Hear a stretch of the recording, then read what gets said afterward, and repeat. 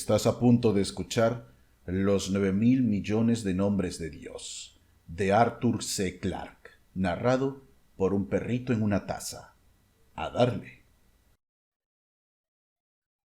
Esta es una petición un tanto desacostumbrada, dijo el Dr. Wagner, con lo que esperaba podría ser un comentario plausible. Que yo recuerde, es la primera vez que alguien ha pedido una computadora de secuencia automática para un monasterio tibetano. No me gustaría mostrarme inquisitivo, pero me cuesta pensar que en su establecimiento haya aplicaciones para semejante máquina.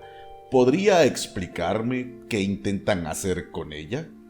Con mucho gusto, contestó el lama, arreglándose la túnica de seda y dejando cuidadosamente a un lado la regla de cálculo que había usado para efectuar la equivalencia entre monedas. Su computadora Mark V puede efectuar cualquier operación matemática rutinaria que incluya hasta 10 cifras. Sin embargo, para nuestro trabajo estamos interesados en letras, no en números. Cuando hayan sido modificados los circuitos de producción, la máquina imprimirá palabras, no columnas de cifras. No acabo de comprender. Es un proyecto en el que hemos estado trabajando durante los últimos 3 siglos, de hecho, desde que se fundó el lamaísmo. Es algo extraño para su modo de pensar, así que espero que me escuche con mentalidad abierta mientras se lo explico. Naturalmente. En realidad, es muy sencillo. Hemos estado recopilando una lista que concentra todos los posibles nombres de Dios. ¿Qué quiere decir? Tenemos motivos para creer, continuó el lama imperturbable, que todos estos nombres se pueden escribir con no más de 9 letras en un alfabeto que hemos ideado. ¿Y han estado haciendo esto durante 3 siglos? Sí. Suponíamos que nos costaría alrededor de 15.000 años contemplar el trabajo. ¡Oh! Exclamó el Dr. Wagner, con una expresión un tanto aturdida. Ahora comprendo por qué han querido alquilar una de nuestras máquinas, pero ¿cuál es exactamente la finalidad de este proyecto? El lama vaciló durante una fracción de segundo y Wagner se preguntó si lo había ofendido. En todo caso, no hubo huella alguna de enojo en la respuesta. Llámelo ritual si quiere, pero es una parte fundamental de nuestra creencia. Los numerosos nombres del Ser Supremo que existen, Dios, Jehová, Alá, etc., solo son etiquetas hechas por los hombres. Esto encierra un problema filosófico de cierta dificultad que no me propongo discutir. Pero en algún lugar entre todas las posibles combinaciones de letras que se pueden hacer están los que podrían llamar verdaderos nombres de Dios. Mediante una permutación sistemática de las letras, hemos intentado elaborar una lista con todos esos posibles nombres. Comprendo. Han empezado con A y han continuado hasta Z. Exactamente, aunque nosotros utilizamos un alfabeto especial propio. Modificando los tipos electromagnéticos de las letras, se arregla todo, y esto es muy fácil de hacer.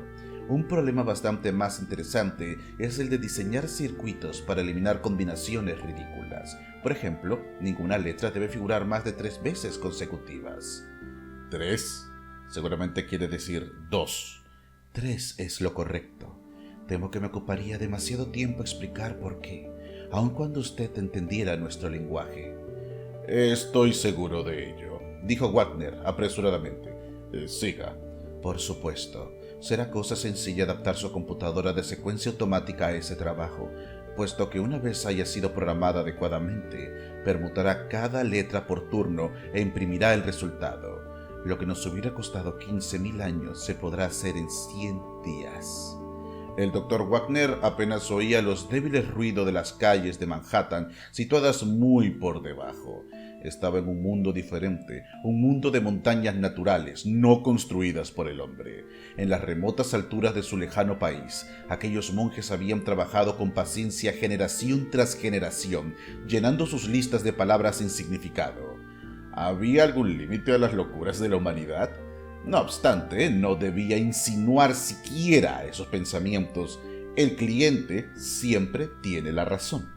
No hay duda, replicó el doctor, de que podemos modificar el Mark V para que imprima listas de este tipo. Pero el problema de la instalación y el mantenimiento ya me preocupa más. Llegar al Tíbet en los tiempos actuales no va a ser fácil. Nosotros nos encargaremos de eso. Los componentes son lo bastante pequeños para poder transportarse en avión. Este es uno de los motivos de haber elegido su máquina. Si usted la puede hacer llegar a la India, nosotros proporcionaremos el transporte desde allí. ¿Y quieren contratar a 2 de nuestros ingenieros? Sí, para los 3 meses que supone ha de durar el proyecto. No dudo de que nuestra sección de personal les proporcionará las personas idóneas. El Dr. Wagner hizo una anotación en la libreta que tenía sobre la mesa. Hay otras 2 cuestiones. Antes de que pudiera terminar la frase, el ama sacó una pequeña hoja de papel. Este es el saldo de mi cuenta del Banco Asiático. Gracias.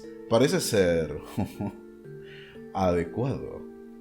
La segunda cuestión es tan trivial que vaciló en mencionarla, pero es sorprendente la frecuencia con la que lo obvio se pasa por alto. ¿Qué fuente de energía eléctrica tienen ustedes? Un generador diésel que proporciona 50 kilovatios a 110 voltios. Fue instalado hace unos 5 años y funciona muy bien. Hace la vida en el monasterio mucho más cómoda, pero desde luego, en realidad fue instalado para proporcionar energía a los altavoces que emiten las plegarias. Desde luego, admitió el Dr. Wagner. Debí haberlo imaginado. La vista desde el parapeto era vertiginosa, pero con el tiempo uno se acostumbra a todo. Después de 3 meses, George Hanley no se impresionaba por los 2000 pies de profundidad del abismo, ni por la visión remota de los campos del valle semejante a cuadros de un tablero de ajedrez. Estaba apoyado contra las piedras polidas por el viento y contemplaba con indiferencia las distintas montañas cuyos nombres nunca se había preocupado de averiguar. Aquello, pensaba George, era la cosa más loca que le había ocurrido jamás. El Proyecto Shangri-La, como alguien lo había bautizado en los lejanos laboratorios. Desde hacía ya semanas el Mark V estaba produciendo acres de hojas de papel cubiertas de garabatos sin sentido. Pacientemente, inexorablemente, la computadora había ido disponiendo letras en todas sus posibles combinaciones, agotando cada clase antes de empezar con la siguiente. Cuando las hojas salían de las máquinas de escribir electromagnéticas, los monjes las recortaban cuidadosamente y las pegaban en unos libros enormes. Una semana más y, con la ayuda del cielo, habrían terminado. George no sabía qué oscuros cálculos había convencido a los monjes de que no necesitaban preocuparse por las palabras de 10, 20 o 100 letras. Uno de sus habituales quebraderos de cabeza era que se produjese algún cambio de plan y que el gran lama, a quien ellos llamaban San Jaffe, aunque no se parecía en absoluto, anunciase de pronto que el proyecto se extendería aproximadamente hasta el año 2060 de la era cristiana. Eran capaces de una cosa así. George oyó que la pesada puerta de madera se cerraba de golpe con el viento al tiempo que Chuck entraba en el parapeto y se situaba a su lado. Como de costumbre, Chuck iba fumando uno de los cigarros puros que lo habían hecho tan popular entre los monjes, que, al parecer, estaban completamente dispuestos a adoptar todos los menores y gran parte de los mayores placeres de la vida.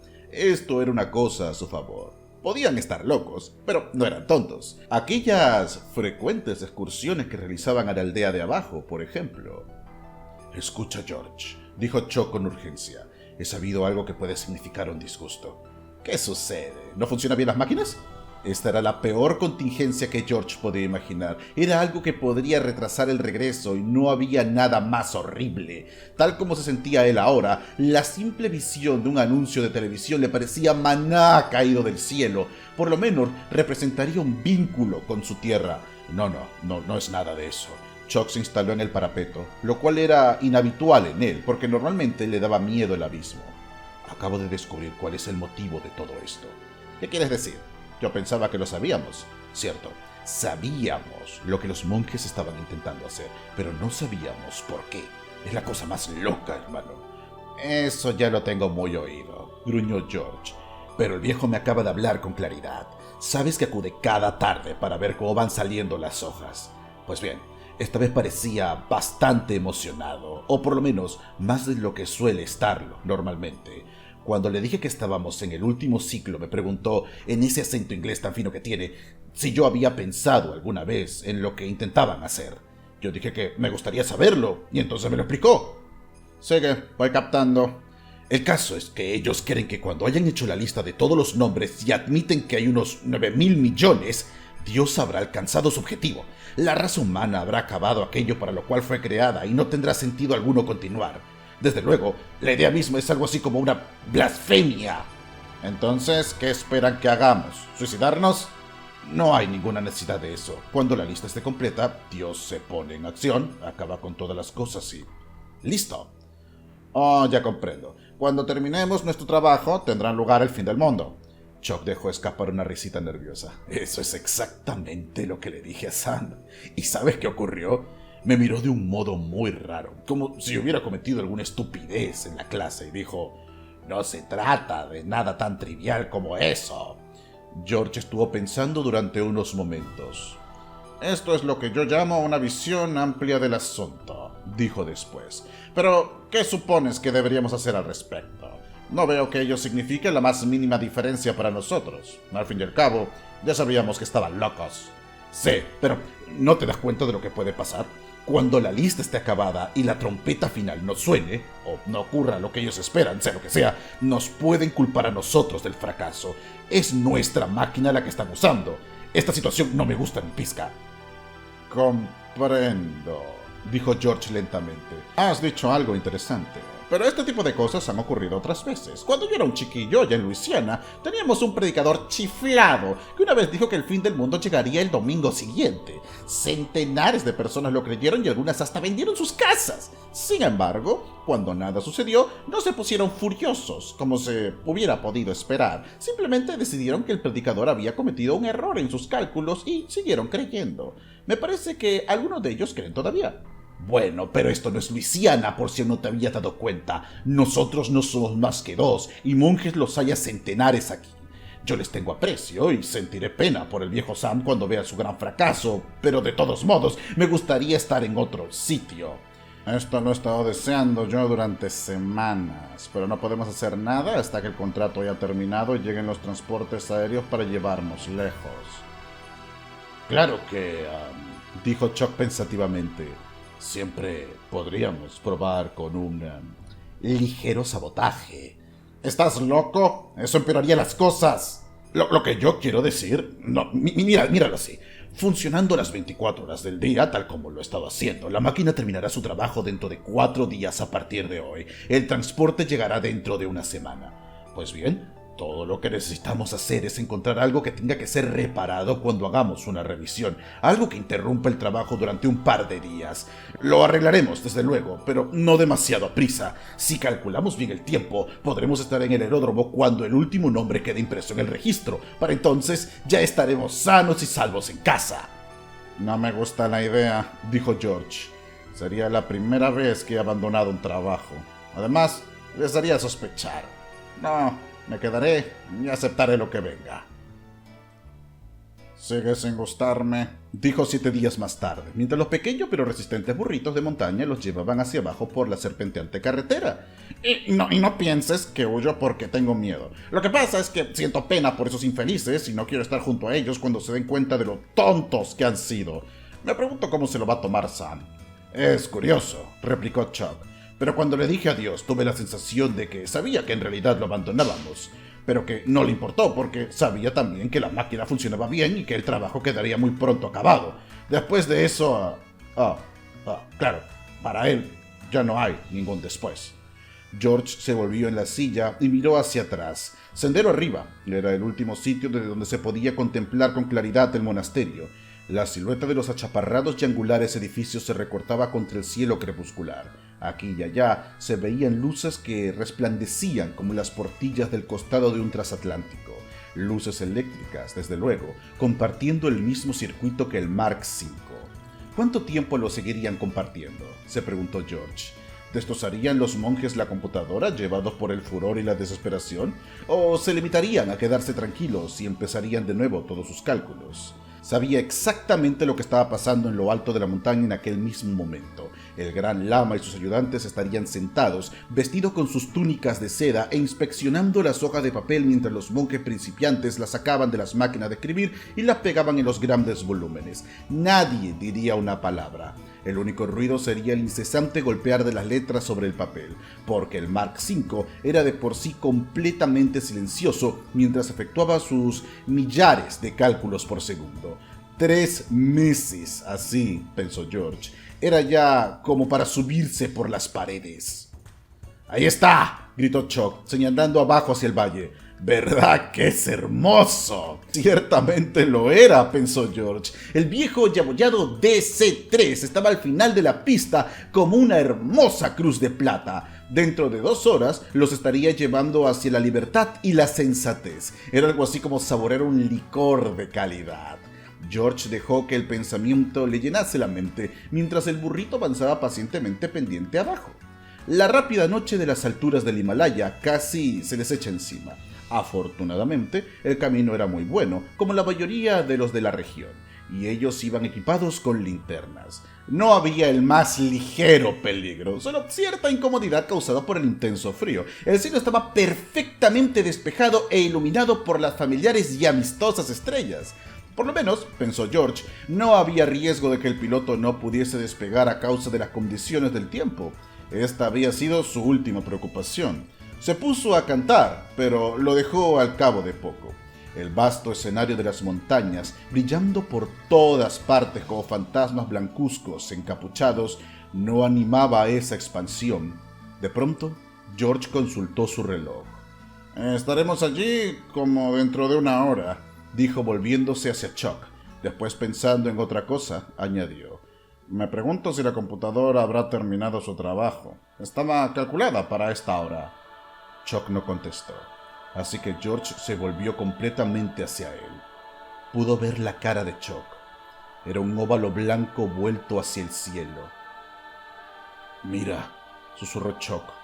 George alzó la vista hacia el espacio. Siempre hay una última vez para todo.